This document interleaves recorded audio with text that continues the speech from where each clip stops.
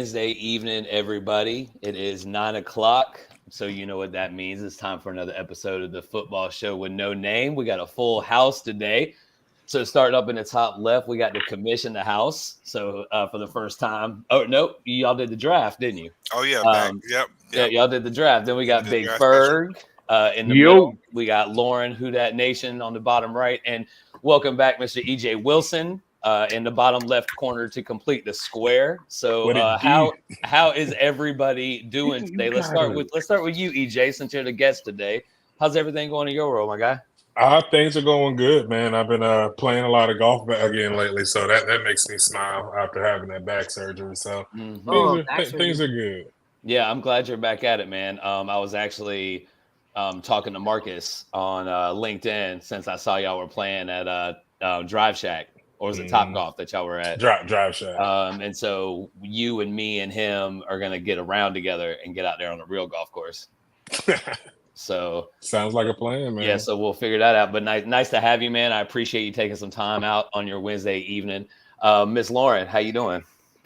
I'm having a good time right now in football. It's been a good time. Well, show everybody the jersey so we'll know what you're talking about later. Yeah, as if we didn't know. We'll have every Lauren single drive thus far. Yeah, we'll get Lauren to give us a little Who Dat update. Ferg, what's up? Yes. How you doing? Respect our privacy. We're in prayers in Miami. Respect my family's time of sorrow right here. Tua went down again. I'm sure we'll talk about some injuries, of course, because that was a big part of it. Commish, how you been, bro? Pretty good. I'm very proud to say that the New York Giants are the first football team ever to score 3 touchdowns, not allow a touchdown, and to lose a game. I heard about that. Tell us exactly how that happened again. Always winning. You know, we're just tanking for Shador, I guess. Look, how the hell does the kicker get hurt on the first play of the game? Oh, yeah, and we didn't have the 4. We knew the kicker was hurt, and we said, "Oh, fuck it, we'll just." I was wondering why they kept being like they're gonna have Hunter to can do it. I didn't realize Hunter can do it. Dayball, he's just inept. He's got. But look, in the positive note on the Giants side, Malik Neighbors is a monster, bro. So dude had 18 targets or something like that last week.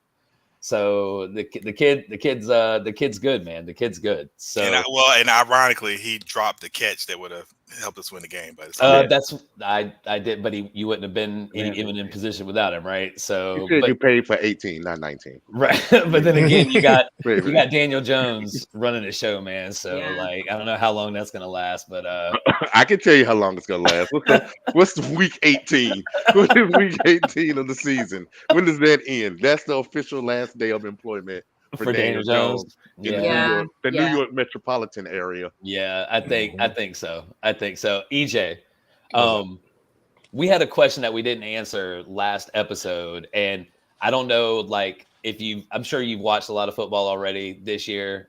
Tell us what you think about this new kickoff situation. Yeah, I don't get it. Lauren wanted to talk about it because she didn't really understand it. I don't. Before he answers the question, let's get some background from Brando. This man is a former Power 5 University of North Carolina college football player. Mm-hmm. He has played in the NFL. Mm-hmm. So you've probably been out there on some of them, the old special teams. The special teams when we were still selling NFL films videos. He played for the Seahawks. You got to throw that because my best friend's a Seahawks fan, so she loves you, EJ. So he was a Seahawk. I didn't know if he wanted to take Seahawk credit. He might want to take his. They look really. He might want to take his Tom Brady claim to fame sack credit. I would take the Marshawn Lynch claim to fame. The Bucks are undefeated though. So. Exactly. Seattle is too though. That's true. Team he was claiming. He might be. And I do like Baker Mayfield, but that's a whole different story. But I think the best way to describe this kickoff is gobbledygook. It's trash. Yeah. It's not even. They said they wanted to make it close to a real football play, but nothing about that says real football play to me. It looks like XFL. It really does. It's confusing to me. It's like you kick it to a certain point, then it comes to this. If you do this, then it goes to that. I've not been able to wrap my brain around. It's like an arcade game. It's terrible. Like it's like something you see on Blitz. Like it's. Ooh, I used to love Blitz. Yeah, Blitz is a classic. But didn't they say that that kickoffs have been up, returns have been up by like what, 12% or so. It's quantity over quality, though. It's quantity over quality, though. Like, I mean, I would rather. I mean, I know, I understand. Like, they don't want people to get hurt. I'm completely with like finding a new way to do that to really still make that a part of the game. But I really don't feel like this is really, unless you return it for a touchdown, it's not really influencing the game. Like, there's still going to be a lot of touchbacks. Like, I really don't know how you make this, how you make it something that's like worth watching or worth even. How is it helping with injuries though? I don't understand. Like, they're still. Oh, it's the full speed collisions because like basically, okay. So back in the old and Cro-Magnon days of football, like when you actually can have a wedge, like you would have the biggest fat. So imagine like a guy like Julius Peppers who doesn't play much, but is like as big and athletic as he is, and his sole job. He gets paid hundreds of thousands of dollars a year just to run down and sacrifice his body to split that wedge. Like, that's what we're kind of working ourselves back from. So a lot of the concussions and CTE stuff, a lot of those players are from the era. So really the kickoff and kickoff return is kind of being a scapegoat for some of the other stuff. I mean, but they have cleaned up a lot of other stuff too.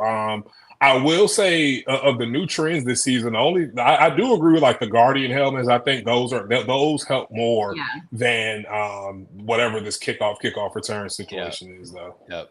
Yeah, the helmets are interesting. It's the irony of the one person in the league not wearing the Guardian cap that should be.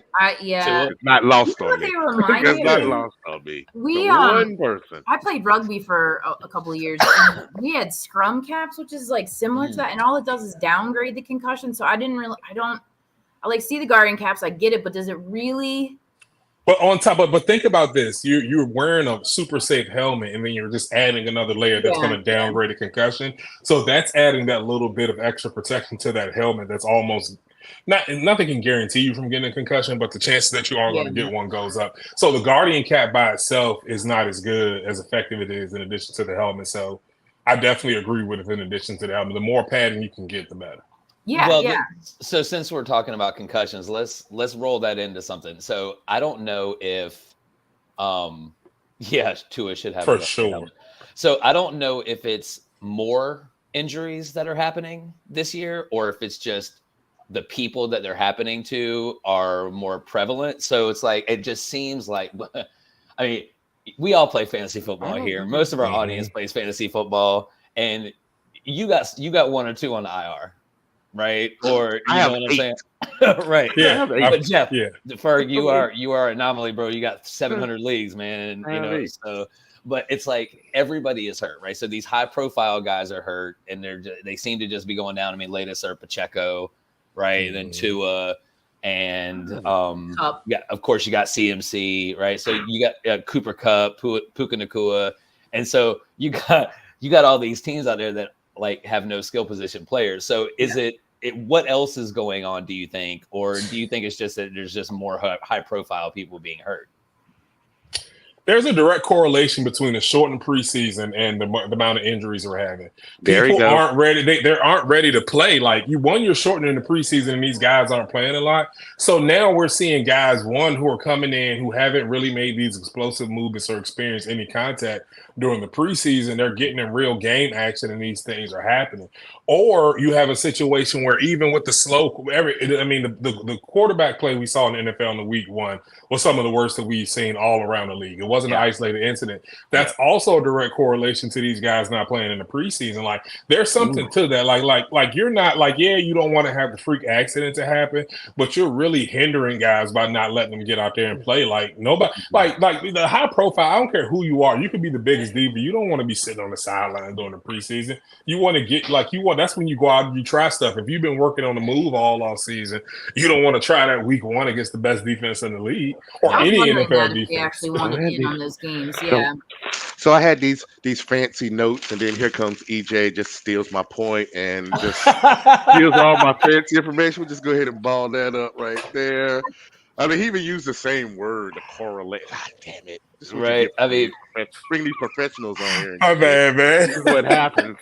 We get people that actually know what the fuck they're talking about. You bring up a good point, though. The quarterback play was, except for Baker, except for Baker and Derek Carr to an extent, but he only had like 220 yards passing. But it was the lowest passing yards per game for the quarterbacks across the league, I think, since they started keeping stats like that. Right. Well, can I jump in? Now, let me steal something that EJ just said, though. It works the same way with the quarterback play. Like, I figure we're going to talk about Bryce. Why not just throw Bryce in the mix for this bullshit right now? Bryce Young played one snap in the fourth quarter with some bum players that weren't going to be on the team right before preseason.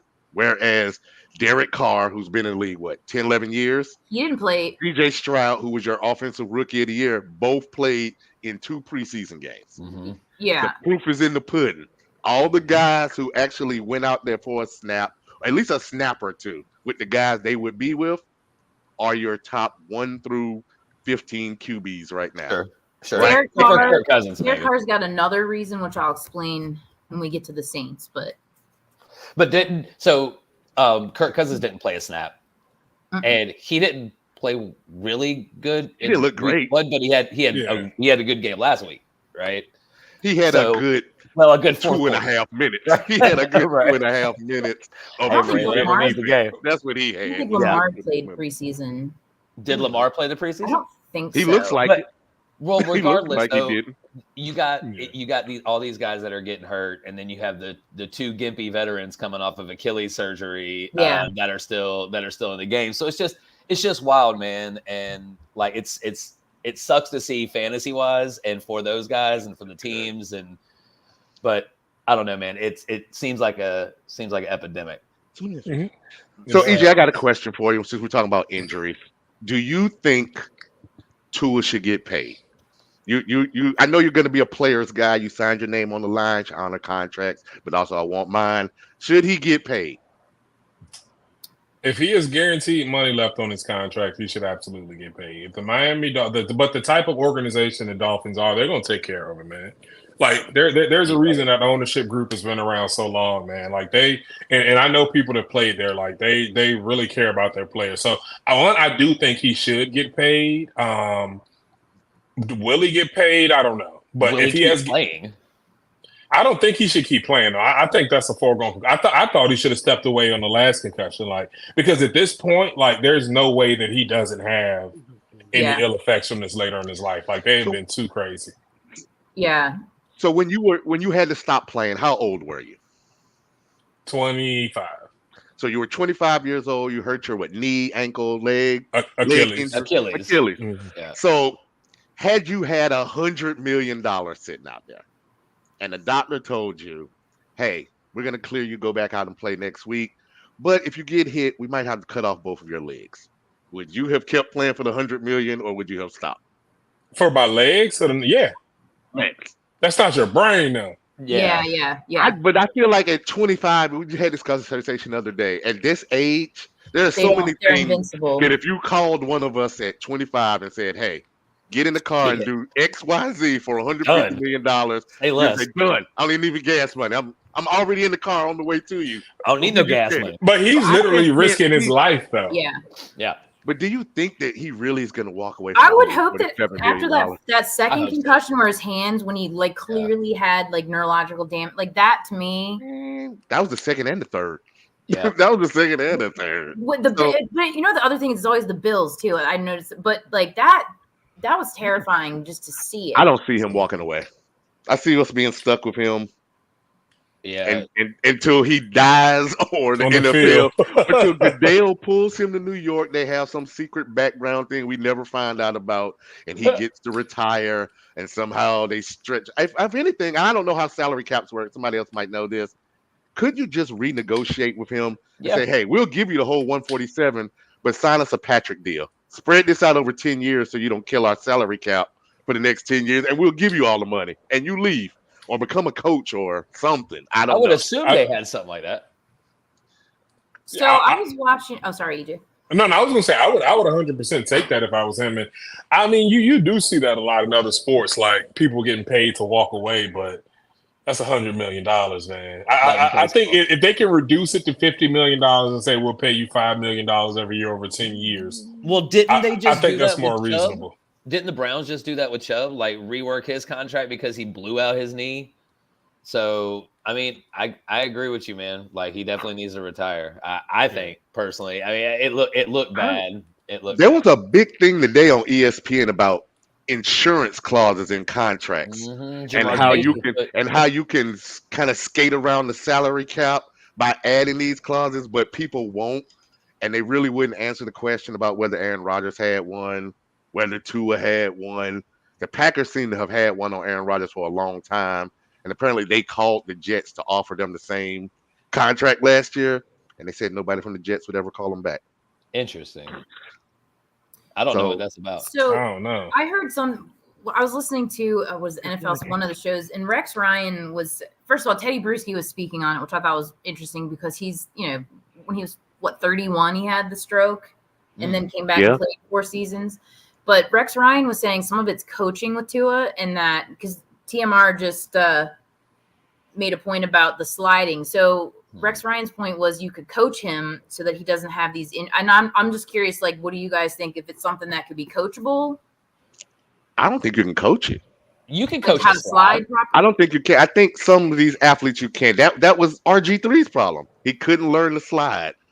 They broke out. They say this year they broke out the slip and slide for CJ Stroud to try to teach him how to slide. Because if you're not a baseball player, if you're truly a football guy, not just some natural transcendent athlete, those movements aren't the same. That's not natural to just be in full sprint, running 4-3. I'm doing my blitz moves. I'm hitting the spin. I'm hitting the juke, and then all of a sudden, lay down. No, it goes against everything you're taught. It goes against everything you're taught. Yeah. I mean, 10 years ago, we were still telling little kids hit this dude till he see the snot bubbles out of his nose, and now all of a sudden you want him to lay down and not get hit. It just doesn't work. I think either you got it or you don't. I don't know if you can teach the slide thing. Maybe run out of bounds if you can. Otherwise, you're going to take the hit. You're going to take the big hit. Yeah, I mean, and the NFL is trying to protect against that with all the hitting rules now and whatnot. So, and then you have some things, and this would be interesting to get your perspective on, EJ. The whole Joe Mixon thing. Have you been keeping up with this? The hip drop. Yeah, so he was hip drop tackled, which is supposed to be illegal, and now he's hurt, right? And he spoke up about it. He's like, "Put your money where your mouth is," talking to the NFL. I mean, if they're gonna make it illegal, they gotta enforce it. But the hip drop tackle, we all knew was gonna be such a hard thing to enforce because it's not as easy to see as a horse collar or a targeting play. It's not as easy to tell because you can be tackling someone normally, and depending on what way that person rolls or if they're fighting the tackle, it could end up being a hip drop tackle. So you're telling me if I got a guy, if I got Derrick Henry and he's dragging me a little bit, and that's my only option to get him down, and this is the play that's going to determine whether or not we go to the Super Bowl. I take my chances with that hip drop. I'm sorry if he gets hurt, but I'm just sorry. It's a tough thing to police anyway. But I do agree with Nick Chubb. Put your money where your mouth is. But I think they made a rule that was so. There was no clear cut thing about it that I think they know they painted themselves into a corner just trying to make a splash in the offseason. I think by the time the competition people get done this summer, pretty much any and everything is going to be reviewable. Because between the hip drop and then the very next play of Alshire throwing the punch on the sideline, like no one in the stadium saw this punch, but all 10 million of us watching on TV saw him punch this guy. What is it about football dudes punching a helmet anyway, though? I never got that. Me either, man. But they're going to regulate this. I mean, you have so many cameras. You're showing us angles. You showed us Likely's big toe out of bounds. You show us these 1-inch blades of grass for being a first down. We just go, if the technology's there and we're betting money on it, I mean, just go ahead and review it. Get it right. I mean, the players are going to be mad, but I think the league is just driven by the dollar anyway. So isn't it matter? This is the most important person in the league right now, DraftKings anyway. Who really cares what players think? I mean, that's my opinion. I'm still mad about the NFC Championship game bad call, so I'm all about it. Still talking about Tommy Lewis. We all have those. Lauren. We all that have ref. He refed one of our preseason games too, but it wasn't in New Orleans. So he's not allowed in the city of New Orleans. Oh, good gracious! Y'all All right, gangsters. so let's talk about some real football real quick. Just kind of go around because we do have to start because Ferg made a pretty bold prediction last show that his boys were gonna. I forgot what he said the score was gonna be, but he said it wasn't gonna be close. And then they go out there, but Tua did go out. Damn DeMar Hamlin. Y'all get out there and drop a fucking egg against the Bills. Scored 10 points. So I wouldn't. Yeah, it wasn't a great showing all the way around, but Achane had a good game, right? Or Achane is it Achane? I still don't know. So Achane had a good game. But you're without Mostert. Now you're without Tua. Tyreek didn't really have, all that good of a game. So what happened out there, Ferg? I think Columbia Mike is a little cute. I think he has gotten a little cute with it. I think the Dolphins last year looked like after what we did to Denver. I think everybody just pretty much expects every week, even if the Dolphins don't play no defense, they can show up and score 55, 60 points because they got Tyreek and all these other guys.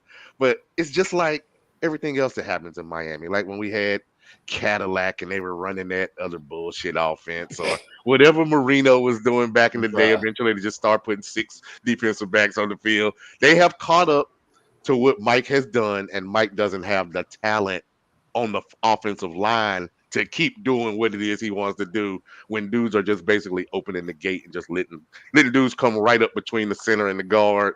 And Tua was what is he? 5'10", 5'11" anyway? He's probably lying about being 6'1". So about 5'10", 5'11". He's barely bigger than Bryce Young, but now you got Skylar. It was inevitable. Listen, I don't hate Skylar. I don't even know who this is. I don't think Skylar's that talented, but Skylar was what?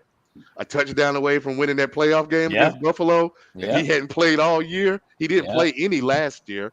I don't think Skylar's long for the job. I think he'll start at Seattle. He'll start at Seattle long enough for them to figure out to get Tyler Huntley up to date and see if he throw him out there for the next 7 weeks, and then just take the under on all Miami games and wins the trade. If you're on fantasy, just see if somebody will give you some. Trade off Tyreek. If you're in dynasty, you keep Waddle.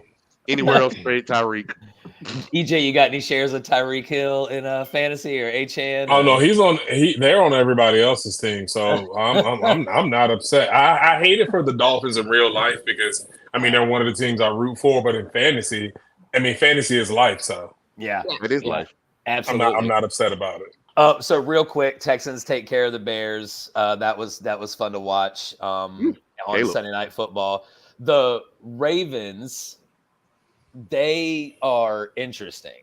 I wanted to talk about this because the Raiders went in and beat the Ravens at home, right? So Lauren, tell us what's happening up there in Baltimore.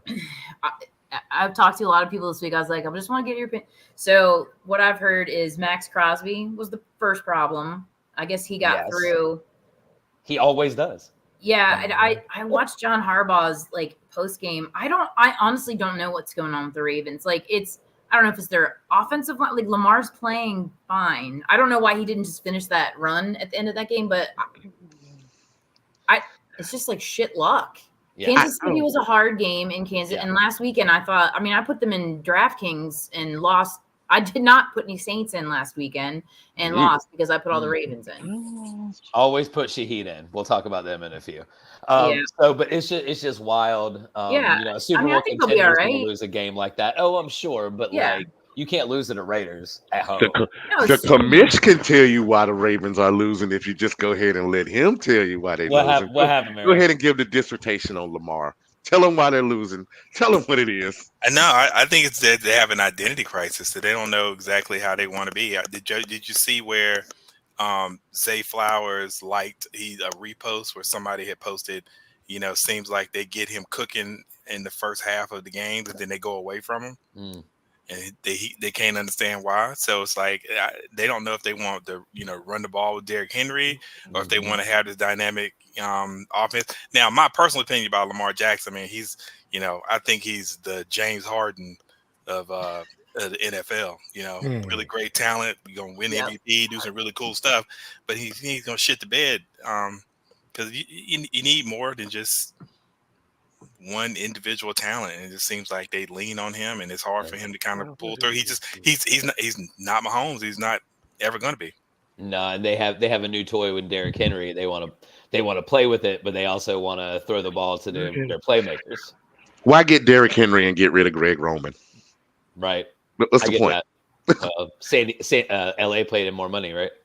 I mean, what's the point? You should have spent that Derrick Henry money on linemen and drafted another wide receiver if you want to throw the ball over the field. They lost their defensive coordinator too, didn't they? He's in Seattle. Yeah, I think so. McDaniel looking good. Yeah. Or you keep JK and run both of them, man. Right. JK Dobbins like ran JK out of town. JK looks better than Derrick Henry right now. Yeah, JK right does look good. Yeah, JK does look good. And then the Vikings beat the 49ers. So, like, we got some crazy shit going on in the NFL. Like, any opinions? The 49ers have not won in Minnesota since me and Jeff graduated high school. Okay, Nope. now that's a pretty crazy stat. They have not. We're 50 damn years old. So I was about to say y'all old, so that's a pretty crazy He's 50 stat. years old. I'm not 50 years old. but the Sam Darnold led Minnesota Vikings are out there doing some work, and He had a really nice I know pass, y'all saw too. that 97. Sam in the locker room Yeah. said you shouldn't have fucking cut me. Did you see him Look, say that? Did you The see rebirth Sam of in the Sam locker Darnold. room? EJ, what do you think about Sam Darnold? Like, because Purdy sucks. Yeah. does he? He's not a good. I mean, You said that eventually, with such conviction. He's still making eventually things have to be what they are. If you were the last pick in the 7th round, it's a reason. Oh, Like, yeah, you might be smart and maybe you get to the You right. can't say that, man, because Tom Brady. because Tom Brady. Again, Tom Brady on the bench in Miami back in 1990, wherever, is not Tom Brady, no matter who gets hurt in front of him. He's That's Tom Brady because he was with Belichick. He was with them 19 dudes on defense that should be in the Hall of Fame. And he was with the 3 greatest white receivers they've ever had. And they throw Randy Moss in there as a cherry for 1 year so he can throw 50 fucking touchdowns just to show off. He did it. Still lost the Merles boys. Still lost the Merles boys, Yeah, though, he in still the lost the end. Merles boys. So speaking of Merrill's boys, let's go there real quick. Y'all had one of your enemies in your division foes in the Commanders this weekend, or whatever their name's going to be at the end of this year, and just couldn't get it done. I blame Daniel Jones and Duke University. So I don't know about y'all, but what do you say? No, that's a coaching issue. I mean, like Oh, that's yeah, a for sure. personnel thing. We should have had a kicker. Yeah. And we played well enough to win that game. Neighbors, we dropped the pass, and we should have had several more points. I mean, like if they just signed a practice squad place kicker the day before the game when they knew the fucking He was hurt. Like what the fuck? I mean, like it's just they're just a kicker. They're poorly run. It ain't even just a kicker. Like we just talked about dudes being able to slide. 53 professionally played athletes. You're trying to tell me they don't have one dude they would say, I can go out here and try. Like even at the end of practice, like I know dudes at the end of practice are trying kicks so we can get out of here early. They're betting money. They're doing all sort of stupid shit. I watched that Justin shit Reed look hard. I know, EJ, you can tell us about that. That shit hard as hell, man. That shit look hard. 53 dudes. Man, that's such a narrow space. That shit is hard, dude. Extra point. That shit is hard. From 47 in the snow to win the game. Basic extra point in the first. At least trot somebody out there. So hey, you know what? Yeah, I do the rest of the game. I maybe just do tried to do that a few times in a couple rugby games, and I don't even get it off the air in the air. They pulled what's the name that took Mixon's place last? Agumba Wale or whatever. He came off his sofa, was on the practice squad for 2 days, played in the game, and then had to go out there and kick when the kicker got hurt.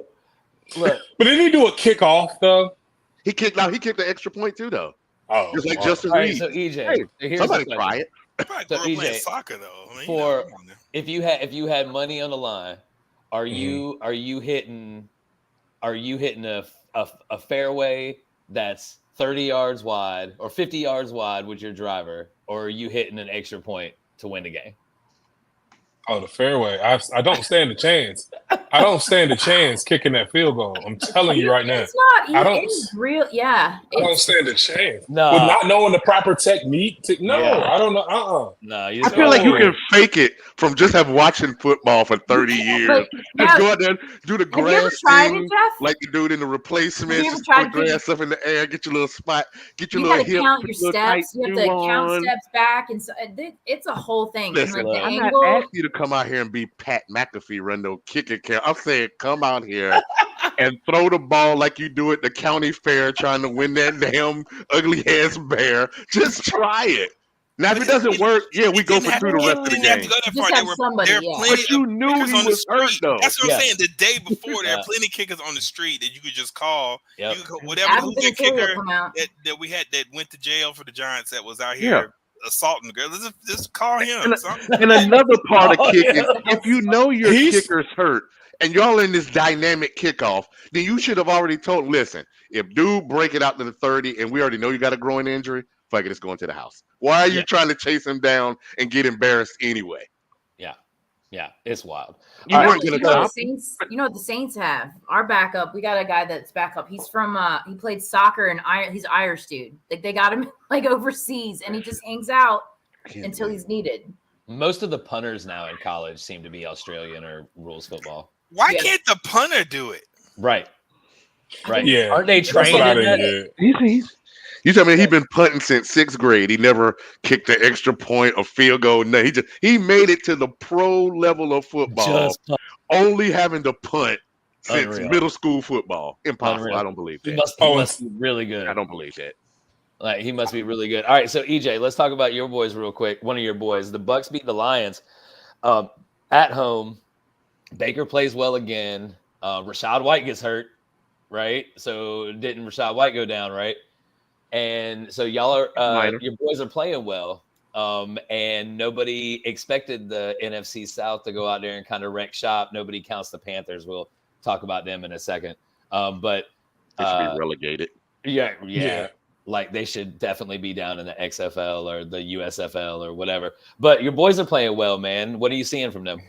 One is not even the XFL. They need to go to the All-American Conference. That's how bad they are. Ouch. UNCC football. UNCC football right there.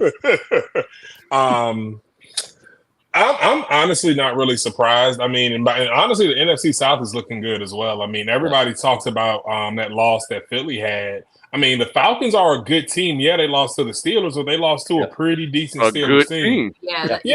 Yeah, and the Falcons look good. You heard Sirianni say that he wanted to give them a minute left with no timeouts. What do they do? They go down the field and they score. So I think that conference is going to be good overall. But I do think the Bucks are going to end up coming out on top simply because I think they got enough experience.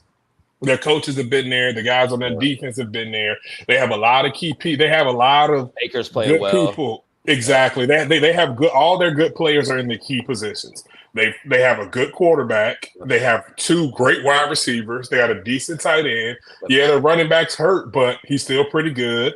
They got Vita Vea. Yeah, the rookie's good. Vita Vea, Levante David, but still, all those guys are going to come back. So, I mean, I think they have a really solid foundation. But even the guys who are backups, I think they're going to come in and have significant time. I mean, I forget the guy on defense. I think he's like number 9 or something like that. Like, he doesn't fill up the stat sheet, but he really makes some disruptive plays out there. And I think he's been playing good football for them so far this season. So you're not going to see they may not have the guys on the All-Pro list or in the Pro Bowl, but I do think they have a chance to make a run. Not saying that they're Super Bowl contenders, but I do think they could upset somebody if they manage to have a home game in the playoffs. Well, it's all with football. We've noticed is all about injuries, man. It's all about injuries and timing. So we'll see who's the healthiest at the end of the season. Exactly. Because I mean, looks like injuries are just going to be a thing like every year.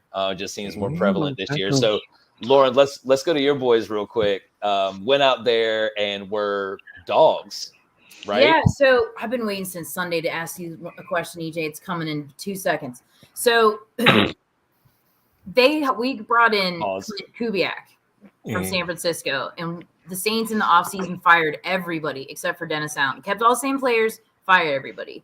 They went in, they changed the offensive calls so that they're shorter and easier for Derek to get out. Which I didn't realize like how crazy the calls are until I was listening to a podcast with Peyton Manning, and I was like, Jesus. So it made sense to me then. I know Derek Carr took last season very personal, and one of the things I've always loved about him, I loved him coming to the city for this. He's got a huge heart, and he belonged in New Orleans, and he took that to heart, and he spent every waking minute practicing outside of like their standard. He got his receiver, so it was just boom, boom, reps over and over. And then the thing I was going to ask you, EJ, that they do last year, apparently we were last in the league for play action.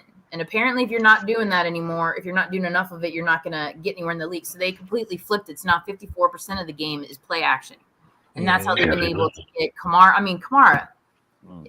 It's also, we got Tally Fuango. We got him in the draft. We got great. I don't know how the offensive line pulled it together that quickly, but they did. Like that, I think is a huge help as well. But the play action, EJ, that's crazy to me that it's turning to that. I mean, if you play action, having a good play action game is just a sign of so many other things. And if you have Alvin Kamara, I don't understand how you're not doing play action. He's one of the most, even at where he is now in his career, he's still, as he proved this past Sunday, he's one of the most dynamic, not only running backs, but players in the league. So you have to do different things, move him around. But if you're going to sit back there and we know when you're going to drop back, we can key in on our coverages. We can key in on our rushing. That's when you start getting defensive linemen running games, like when they start doing twist up front and guys and people start popping out. So the game gets a lot harder for you, and defenses start to scheme up for you if you're not giving them any type of play action. And if you're in an obvious running formation, then we're going to load the box, and we know you're not going to play action passes. So it's just a lot of those different dynamics. Like you're running a basic, what we call in the huddle, this is what we're going to run. Like you're not trying to fool the defense. If you have a really, really good team, I'm talking like an all Madden type team, you can go out there and not run play action. But I do think it's almost at this point in football, it's kind of cocky not to run a lot of play action. Like you're shooting yourself in the foot. So the teams that aren't doing, I mean, it's like, I guess you gotta run play action to set up the run almost now. Yeah. It used to be the other way. It used to be the other way around. Like you really have to. The way around. I did hear that Dennis. It's so slight. It's so geared for passing. You do have to run play action to run. I think Myles Garrett was saying they threw some good plays at him. Like it threw him off too. Yeah, so Myles Garrett's a good player. And our defense. Chase Young was the greatest thing. I don't want to pee on Lawrence Parade, but I'm going to temper my expectations on the Saints because I like really Meryl don't. Said, gotta do it one more week. They got to say, but also Rashid I don't Shaheed think Dallas is now been saying Rashid Shaheed. Nobody wants to. I think Dallas is soft as fuck right now. Rashid Shaheed is the real deal. Yeah, no, he's I'm not really saying that they won't be good. I'm saying NFC South. Let's just go ahead. We got our 2 wins. We haven't even got our 3 wins. It's going to come down to Tampa and the Saints, and that is going to be. We haven't got our other 3 wins. I actually really like Tampa. Also, I hope the NFC South proves everyone wrong. I'm good with it. I love Baker. Just bring it. Yeah, bring it. No. I'd gladly play that game and lose it. Now, we lost Ferg, but I'm sure he'll be back. All right, so let's go to the last game of the week, or one of the last games of the week. Chiefs Bengals. This is the Joe Burrow, Patrick Mahomes. What for the 6th time? Something like that. And he's now Burrow 7th time. Burrow's now 4-3 against Mahomes, even with the Chiefs winning that game. It was a tight one, 26-25. It always is. Yeah, always is. Always is a good game. You can always count on it. Not a big fantasy game for anybody. Pacheco got hurt, and so that's the main takeaway. That's the main takeaway from that game. Besides the Chiefs winning, and maybe it'll give them control of the AFC at the end of the day. Who knows? But this year has been. I don't know. It's just been. These games, those Bengals Chiefs games, those Chiefs Ravens games, that we in the regular community go back and forth and we say, hey, you fucked up my fantasy. Or, hey, that was whack as shit. Patrick ain't shit. Oh, the Chiefs cheating. The rest love the Chiefs. These are the games that matter more so than the later games because these are the home field advantage games. When Baltimore gets it together and Cincinnati gets T and Jamar Chase cooking on the same page, and we're in December, and then we look up and the Chiefs are 12-5, 13-4, and then Baltimore and Cincinnati are right on their heels, it'll be because you lost these games right here, and then you end up stuck in Arrowhead in negative 12 degrees again, trying to play a playoff game, and you end up losing, and then it makes it seem like it goes to the narrative like, oh, they want the Chiefs to win. No, they're just doing the bullshit that they need to do in the bullshit part of the season, because when they finally do get Travis and Patrick on the same page, they're not getting Hollywood Brown back, but it looks like Worthy might be the new Tyreek. It's not going to matter. It's not going to matter. When Andy and crew figure it out and they lock on to something, they're going to run off about 8-9 in a row. You're still going to hate Patrick in fantasy, but in real football, he's still going to have 4,200 yards and 30 touchdowns, probably like 11, 12 untimely interceptions, but it's still Patrick. He's still the GOAT. And they're going to win. Note, shout out to the TV for realizing we fucking don't want to see Taylor Swift every 30 seconds from now on. For yourself. And limiting those views to like once or twice a quarter. I understand you have to appeal our 12 to 18-year-old girl market, but I'm 45 and I am a huge Swiftie, I love Travis, so I think the whole thing is about horrible. Taylor as opposed to showing her while the game is going on. Those are two different things. Two different things. They did a better job this benefit, year. it would be nice if they took the cameras off. I know we're not talking about fantasy yet, but we're about to. Are you worried? Are you worried about Travis Kelce? He No. might be done. I was worried. I was worried in April, and that's why I didn't take him anywhere. I think they're not using him. They're not using him. Rice but, getting those balls that they go give to Kelce. Well, so footballers. Is it such a thing to hold back your studs? Like, no. Like, No. They don't want Travis to get hurt. EJ. Travis blocking. Nah. Travis is in there blocking. Just watch the game. He's in there blocking. So then why is he not? So I guess he's done as like their offensive lead. Well, look, they're 100 catch guy. That's over. If you listen to the Ballers this week, they were talking about this, and they were talking about watching the snaps that he played, and he's still getting to the spots. He's still open in the end zone. Mahomes just wasn't passing it to him, right? So he was still getting to the spots that he needed to get to. Right, he didn't look very open on the plays that I saw, or he used to block dudes out like LJ on the goddamn block. Now dudes just come over the shoulder, bat the ball away. He goes, he just does that shrug and comes back. He's a kept man. And then Patrick is being such the baby goat. He always makes that same look. Like Patrick gives that same. Oh, it's me. That was a terrible pass that I throw, knowing that we all know Patrick doesn't throw terrible passes. Yeah. He might throw one a game. He might throw one bad a game, but the rest of them are catchable. For the money you're making, you need to catch that fucking ball. Or Brittany said, you know what? Don't throw to that guy because his girlfriend, he's voting for VP Harris. So who knows? Wow. All right, so let's talk about some fantasies. We haven't done that just yet. Real quick, I got to ask EJ. EJ, which hate Brittany. Which one's louder, Kansas City or Seattle? Like, which one's more difficult? Seattle's louder, but Kansas City's more difficult. Really? Yeah. Okay. Because you can smell barbecue from like halftime on. Like, I love that. I'm so serious. It's fucking hard to play when you can smell that shit. Can we have a truth moment here? Because I frequently watch Darren Bates and them on their podcast, and they are fucking ridiculous.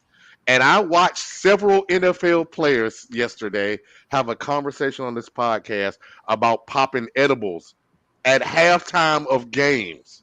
That's nasty. Do you know any teammates who have ever popped an edible at halftime of a real NFL game? That's nasty business. No, I would no. I'm a connoisseur myself, but no. Listen. Didn't Marshawn take shots though before games? I thought I heard Marshawn was taking shots with Hennessy, but that's different. Yeah, that's two totally different things. Okay. We're talking about an edible, a real edible. Yeah. Not tobacco shop edible. We're talking about deep Californication type edibles here, and you popping them at halftime of an NFL game. Oh,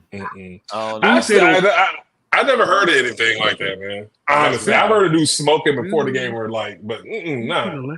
Yeah. Dude said the lights were like way up here in the top of the stadium. And they came back right from halftime. He felt like the stadium lights were inside of his helmet. Oh my god! And they sat him on the sideline. Somebody recognized something was wrong with him. Somebody fucked his shit out up. of a hot dog or a burrito or something like this, and get right. He spent the whole game. Somebody rolled his ass a woo, bro, like that. Mm-hmm. That little fentanyl in that. No, I mean, they had a little something in there. That wasn't just true. What's the worst thing you ever heard somebody doing at halftime and going to a game? They didn't go back in the game. I never really heard any of that crazy stuff, man, or never really saw it either, man. Like I guess I don't know, man. Like it's dudes doing some wild stuff. I do know a lot of people that like took a shot before the game. That was like common practice, like, and it wasn't, and it was just like to, you know what I'm saying, get your motor, especially if it's a cold game for sure. Like I've taken shots before the games, like with cold games, no doubt. No doubt. I could imagine somebody doing a little bump or something. Yeah, for sure. Drink a couple nose beers. Yeah. A whole bump. That might not be bad though. That's definitely a performance enhancing. Right? Hey, Lawrence Taylor. Look, my guy Lawrence Taylor, he made a living off of it, man. Really He's a crazy dog. My favorite Lawrence Taylor quote, but it didn't affect my play. I feel like the only time Lawrence was sober was on the field. I love Lawrence. Like he was probably high the rest of the time. Rest of his life, he was probably high. His cameo in Waterboy was always one of my favorites, man. Do people just take a piss on the field when you're playing football? No way. I always wanted to ask training camp. Training camp, probably not in the game though. Not in the game. I always wonder, like, I see sometimes people with the towels up on the side. I'm like, is this dude taking a piss? You never see that? Oh, that piss on the sideline. Yeah, I piss on the sideline. On the field, I'm a 3-down backer. I be like, I got that bubble gut jump right on the side when it first hurt. He'd be like, I don't know how this gonna go, but I'm not coming off the field. Lamar ran back in the locker room because he was sick of his stomach. It was like if I had to, I would. Like, if you're on the field and it's game time. Yeah, hell yeah. Have you ever been playing with somebody just let it do? I had a teammate that shit on himself in pregame warm-ups, dude. I was gonna say, I thought you had a story about playing? Yeah. Huh? You didn't go back and change? You just you went back and changed. You went back and changed. Could have been like right in the national anthem. He ain't had time to run back to the tunnel or some shit. I didn't know. Nah, that's unacceptable. I don't care if it was a starting quarterback. You gotta go change, sir. We got on white pants. That the center in Green Bay puked on the ball this last weekend. Yeah, it was one of the Malik still ran it. That's some shit. That's some shit.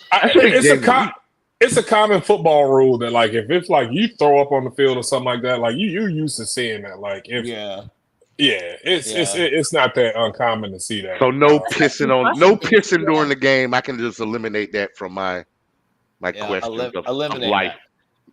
Speaking of that Green Bay game, they just ran some high school wishbone bullshit. And Malik Willis. I was like, it looked like Carolina Central last Saturday, where their starting quarterback got hurt, and I don't know what the fuck the Central quarterback. I don't know if nobody else learned how to throw or whatever. That shit was terrible. That shit was terrible. I was like, what is going on? I thought Carolina was about to take an L, boy. And then me too. That's a sore spot.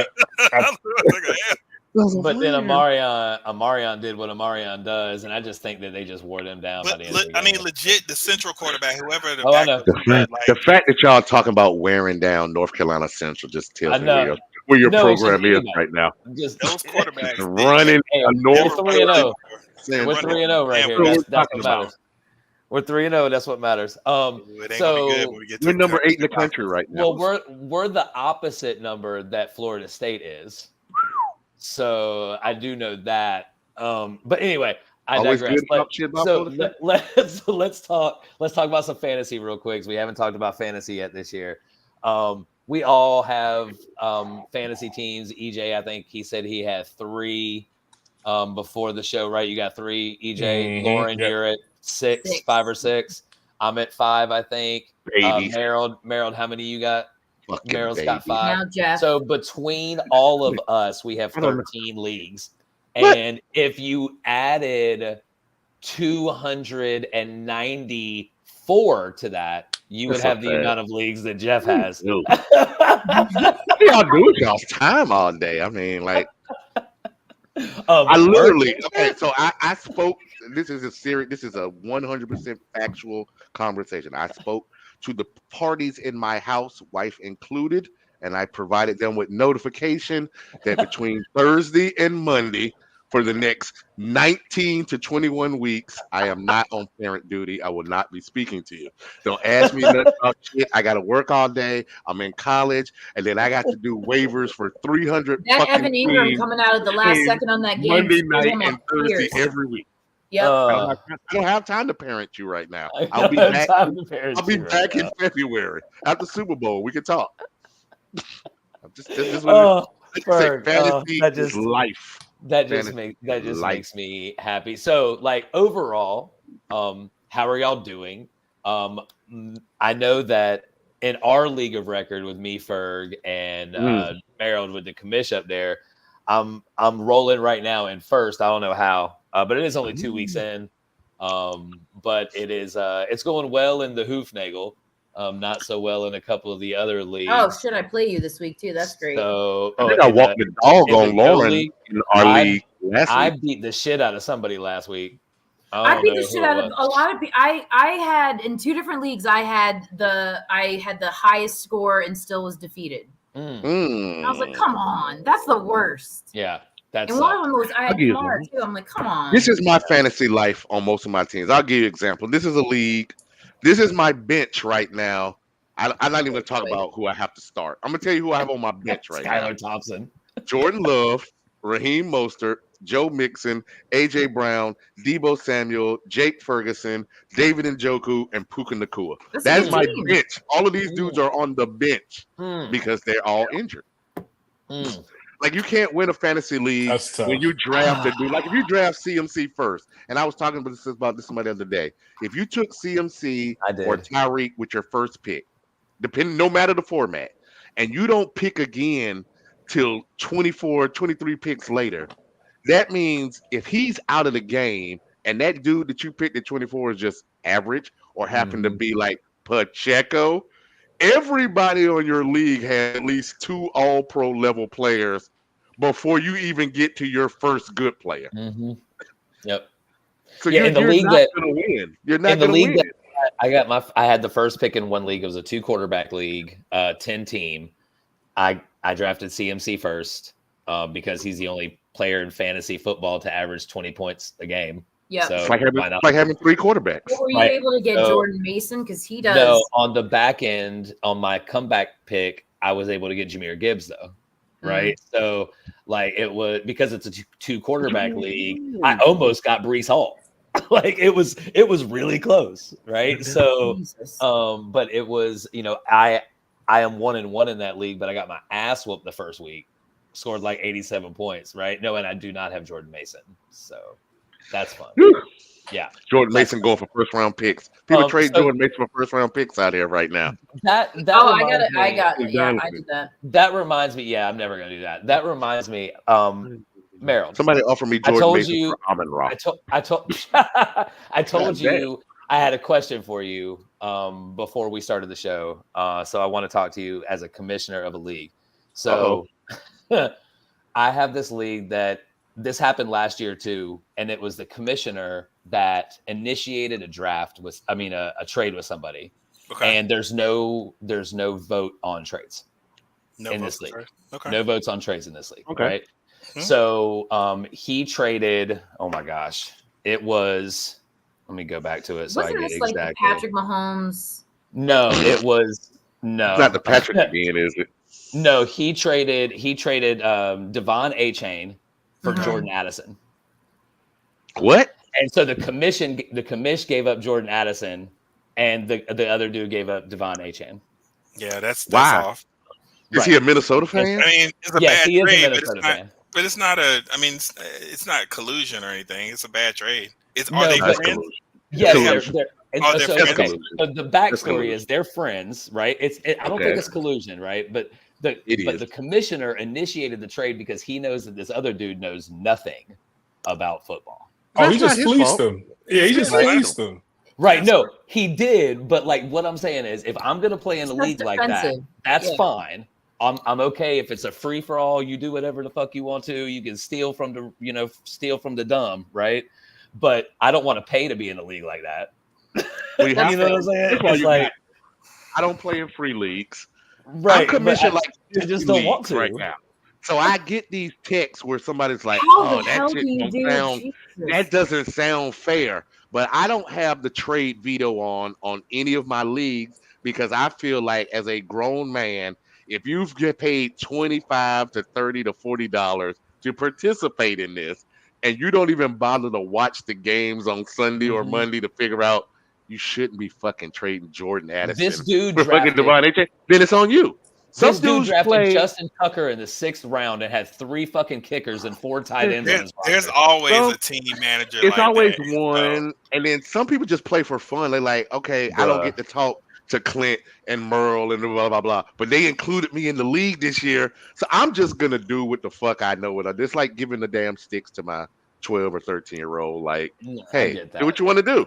And y'all I just want to participate. In the league, y'all play for money? So money. Yeah. That's what fucks it up because you're playing for money. Well, I mean, just next year, it's just y'all bring it up and say we need to have, managers get to veto trades or get to review them at least. See, but I don't have a problem with that because if you're in a 10-team league, that means you all. It's like being in the NFC South. You all got a free game against the Panthers. So you all got a chance to send him a trade. Yeah. You all got that free win on week 6 or 7, whatever.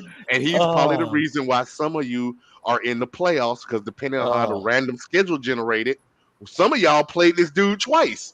Yeah. So you got 2 games against the Panthers. Yep. Another 2 games against the Pats, who actually turned out to be pretty good. And now you're in the playoffs. You can't complain. Everybody got the same opportunity. The Panthers game should be like that game in college back where, like, if you played them but you didn't count towards your bowl eligibility. That's what they should do for, like, the Panthers. Like, that doesn't count towards the playoffs. Like they do in the English Premier League. They should be damn relegated. Really that bad? Is Bryce Young really that bad? I mean, Bryce Young is bad, but the Panthers as a full organization are worse. How does he get first pick then? I don't understand. Like why? They thought he had really good processing skills, and so like they were really impressed with that. And like his arm is okay, but he's just too little, man. Can I give my opinion on the real reason they took Bryce Young? And I live in Charlotte, North Carolina. I hear this constantly. You know, like I said, where there's smoke, there's fire. That David Tepper's wife went to the University of Alabama. Shut up. And at the end, she was the one in the room that said, "Go Bryce instead of CJ Stroud." I don't know why I can't find this video anymore, but I watched this video last year of CJ Stroud at the NFL Combine with who was the QB guy at the time? Not Jake, but the fucking guy who played quarterback for everybody. I forgot who our QB coach is. Whatever. He was there. The GM was there. Tepper was there. Him and damn CJ Stroud are dapping each other up at the end of whatever they're at. He was like, because you always talk about CJ Stroud and Mike always talk about playing basketball on their podcast. And the coach said, when you get back to Charlotte, I'm going to get some get back on that last game we played. I'm going to bust your ass up. CJ Stroud says, I'll be there Thursday. Let's get it. Draft comes along. They take Bryce Young. According to everybody, CJ Stroud was the most surprised person in the world that he did not go number 1. Even his agent did not know he was not going 1 to the Panthers. I'll tell you something. Until the day of the draft. And I mean, this is not the proper time for it, and it'll bore people to death. But like if you ever talk to anybody who does like economic development in like really large cities, and you think there's a whole lot of data and people are giving like these reports and feasibility stuff, you'd be surprised how many decisions for people to bring companies into large spaces just based on EJ's world. My wife likes X. Shop or this little she uses this, and it has nothing to do with all the research and all these really smart people doing all this stuff. It's like my wife likes this, and a really rich person says, "I'm going to move my company there." So yeah, it happens everywhere. I don't think that we're that smart of people. I don't think I'm that smart of a guy, but I think that if I watch Alabama football or I watch USC football, if I told Merle 1,000,000 times, the quarterback on those teams is the least important person when you got 11 other dudes who are McDonald's All-Americans or probably first or second round draft picks. He looks good because everybody else is good. That has been the case at Bama for at least the last 10 to 12 years. I don't know why you, as a GM draft prospect, you're looking to be like, you know what? That dude could lead us to a championship if he wasn't playing with Henry Ruggs, Julio Jones, Jalen Waddle, who else? Jameson Williams, all these other dudes that are from Bama that we love every week, and we don't realize, hey, he played with Tua. He played with A.J. McCarron. He played with these bums that are not in the league. I refuse to give Bama credit for Jalen Hurts. I'm not giving them no Jalen Hurts credit. But everybody else has been there. Bum. Right. Bum. Yeah. Including I get Tua. it. Bum. I get it. All right. So we've been on an hour. And so we're gonna kind of try to put a bow on this. We'll talk fantasy. We'll get more in depth with fantasy next time. We kind of ran off the rails with some good stuff there. So EJ fault. Let's talk about one more thing real quick. We always end it talking about Thursday night football with the game coming up tomorrow.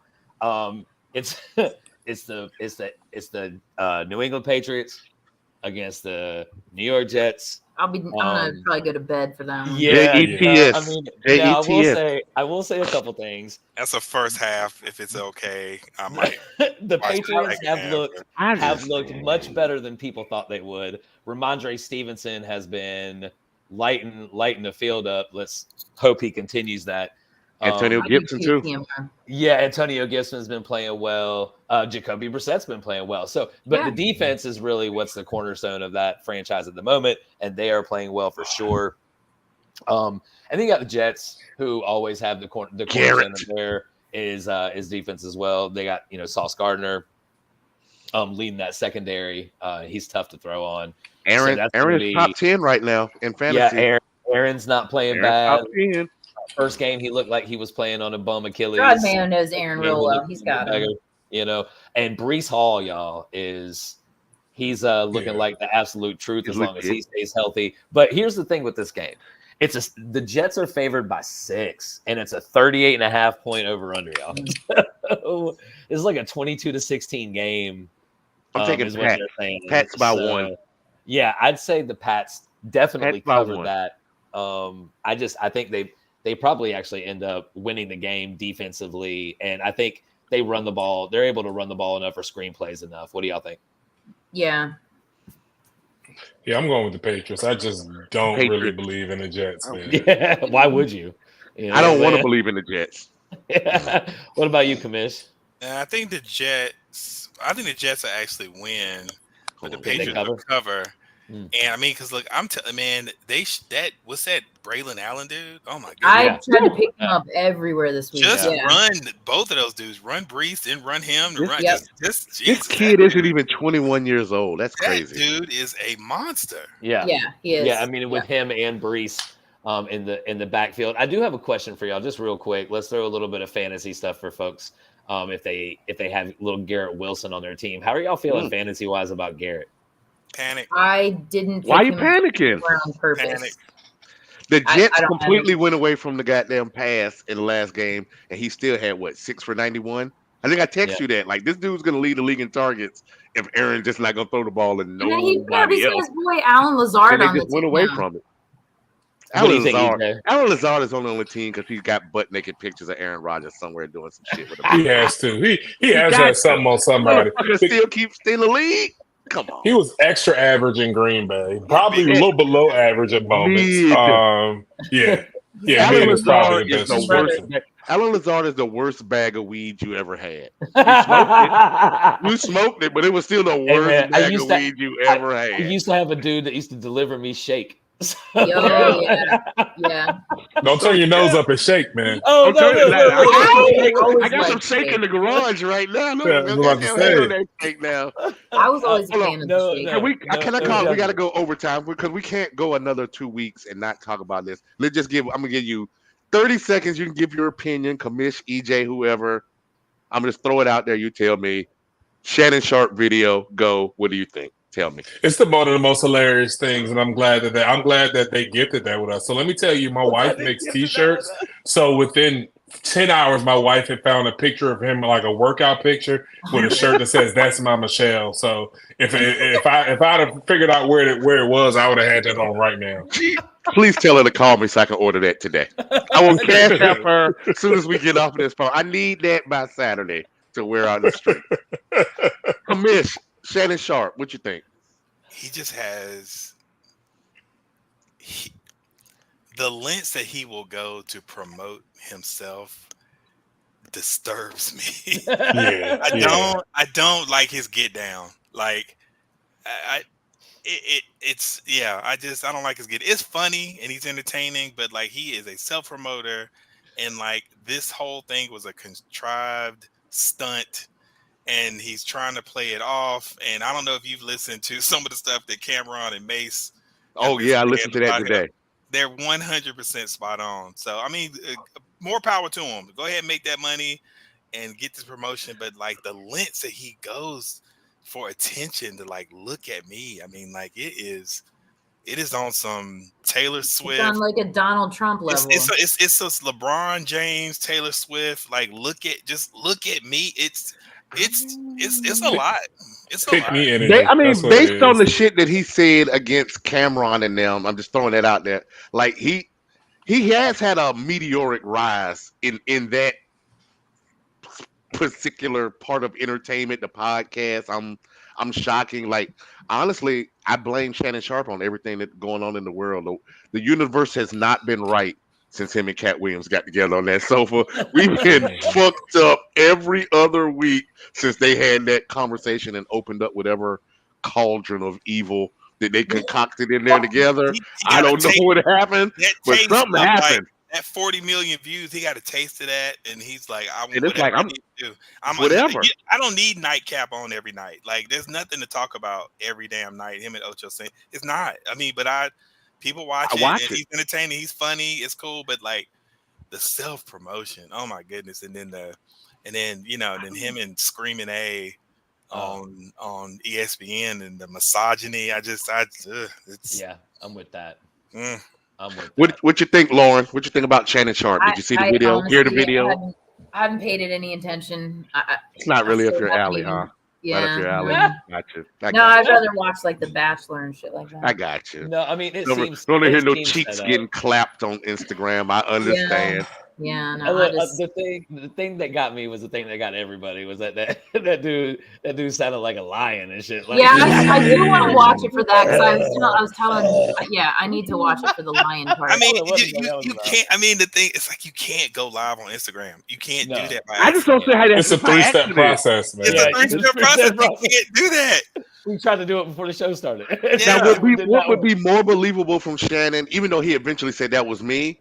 If he would have said we was in here on that shake, on that good shit, I was drinking that shay. She started goddamn whatever, and I put the phone down and forgot. Don't tell me you got hacked. But you got to do too much stuff to get to the. But he could have been on live, like answering something else, doing something else. I don't even know. Like we never know if he was on live beforehand.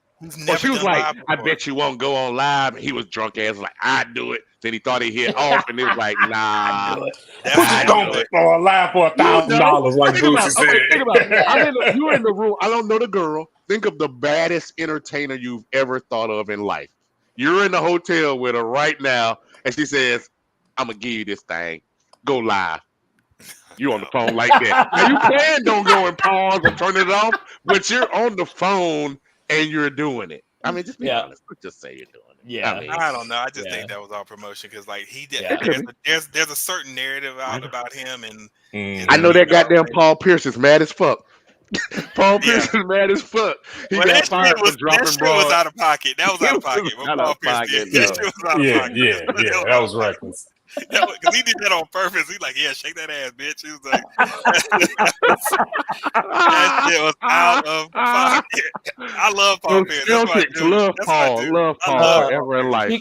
They could never make me hate you, Paul. Speaking of somebody that went to the locker room to take a shit mid-game, Mr. Paul Pierce. And came back limping. Come back limping. All right, so we're gonna wrap things up. EJ, I appreciate you joining us, man. Oh yeah, no doubt. And hopefully we can. Oh, what happens? I'll post on Twitter. That's so funny. Hey, my guys want to meet with Sharp. That made me laugh. Oh, that's too funny. But EJ, yeah, man, I appreciate you, man. Hopefully we can have you on again this year. Absolutely. Anytime. We would definitely love that. We're gonna have him on in a few weeks. Oh man, I know that's gonna be a time. We got to get y'all two on here together so we can see. Right. Y'all can swap Carolina lies while we just sit back and don't play. Look, so you know, EJ, we've talked about this. Ferg is a Carolina basketball fan, but a Miami Hurricanes football fan, and so he just likes to talk shit during the football season. I'm 3-1 against them. So yeah, that's what I'm in the talking about. 80s. You played in the 80s. No, I played in 2000s. You gotta bring up old shit. We went to high school. I bother to send you this link and you come over here bringing up old shit. Goddamn, let me have my moment. Number 8. You said Miami Hurricanes. That is old shit. My moment. Oh, damn. We number 8 this week. Don't worry about what we're gonna be Saturday, but we number 8 this week. The playoffs start in December. In January. So listen, you got to walk where you can walk. Just worry about Central. Y'all worry about North Carolina We Central. don't need to anymore.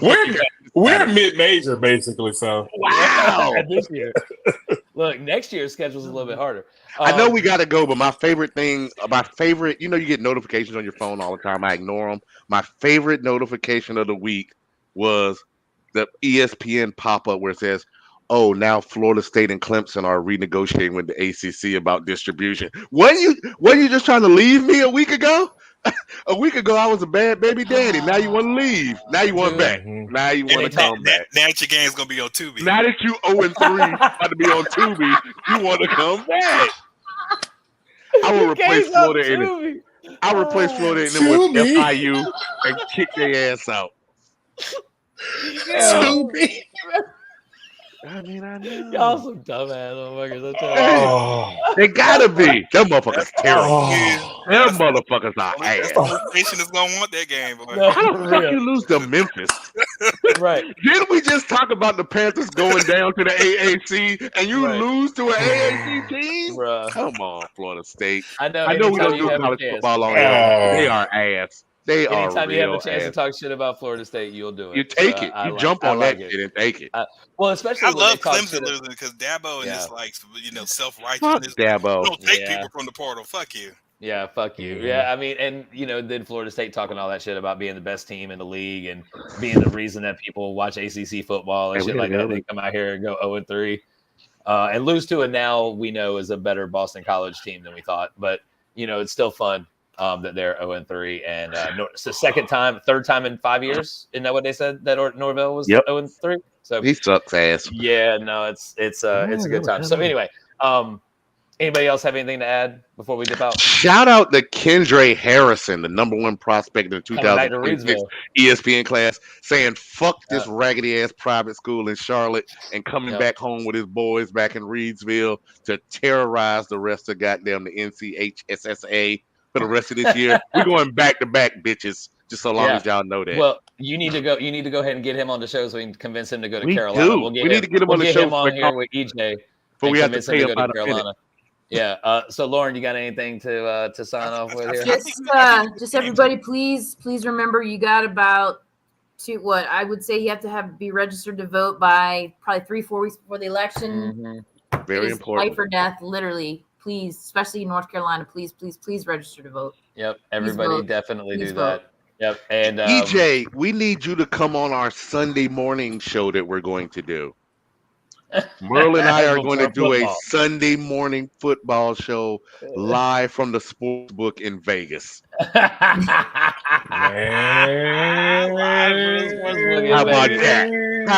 that?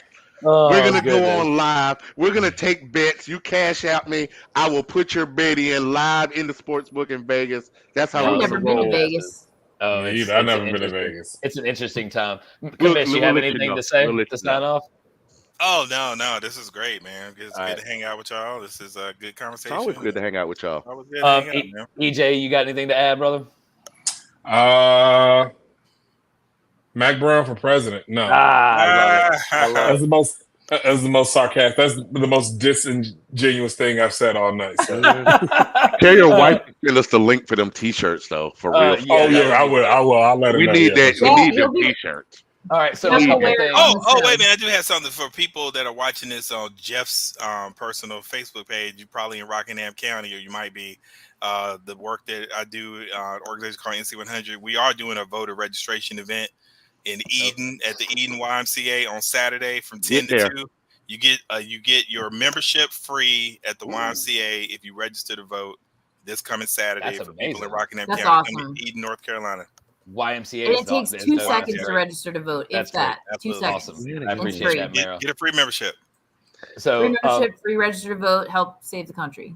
All right, so I wanted to add something. Ferg, you got something you want to say? No, I it's my fault because I was drinking this tequila here. That I actually, when we sent out the ad earlier, we said we were having a giveaway, and we were going to do a giveaway for anybody that subscribed.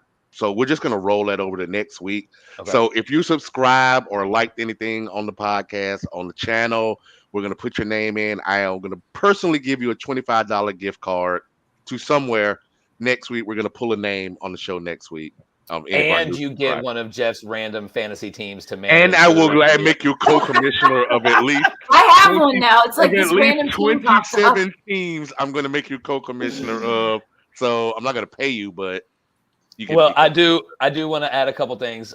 First thing is don't forget Thursday night. Put your players in the wide receiver or running back position. Leave your flexible for Sunday and Monday, especially with all the injuries that are happening. So keep your options open. And shout out to EJ for getting his jersey retired at his high school. Since we're going back to high school, getting his jersey retired in Virginia. In high school, man, congratulations! I know that was a big moment for you. Where'd you go to high school? Anything else? Brunswick High School in Virginia. Let me get that throwback. Let me get that High jersey. School in Virginia. I graduated from Oakton. What part is that? Like Northern Virginia? Northern Virginia. Can I get that? Yeah, I'm Southern Virginia. Okay. Yeah, I'm right by the North Carolina border. I want the jersey that y'all put in the frame so I can wear it. It's not even like the jersey that like I actually played in. It's something I don't even know where I put that thing at. Y'all probably had like old Russell jerseys or something. Russell made the best jerseys. Yeah, they probably got like Nike jerseys, the little tearaway Nike jerseys. How was that? I think Everlast makes our jerseys, but it was cool, man, having everybody back there, man. But yeah, it was dope, man. I was just more excited to see my people in the actual moment because I mean, I got my accolades in college, man. I get so much respect when I go back to UNC. It's like I wasn't even worried about it, but it was cool. It's still a cool moment, man. And I know it was getting to go back home and getting to see all your friends and having that kind of thing happen, to you in your hometown. It's always nice, man. So congratulations again. So appreciate that. All right. So but we will see EJ back this year. But for definitely Lauren Hudat Nation, the commish, and Mr. Ferg there in the middle, we will see y'all next week. Peace. Later.